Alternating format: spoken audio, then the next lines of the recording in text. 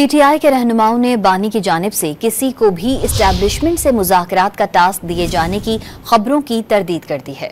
Barrister Saif ने कहा है कि मीडिया बगैर तस्दीक के ज़राए से खबरें नश्र करने से गुरेज करे। सेनेटर शिबली फराज ने कहा कि पीटीआई की जानिब से किसी को इस्टेब्लिशमेंट से मुज़ाकरात के टास्क का कोई इल्म नहीं। पीटीआई के रहनुमाओं ने बानी की जानिब से किसी को भी इस्टेब्लिशमेंट से मुज़ाकरात का टास्क दिए जाने की खबरों की तरदीद कर दी है। बैरिस्टर सैफ ने कहा है कि मीडिया बगैर तस्दीक के ज़राए से खबरें नश्र करने से गुरेज करे। सेनेटर शिबली फराज ने कहा कि पीटीआई की जानिब से किसी को इस्टेब्लिशमेंट से मुज़ाकरात के टास्क का कोई इल्म नहीं।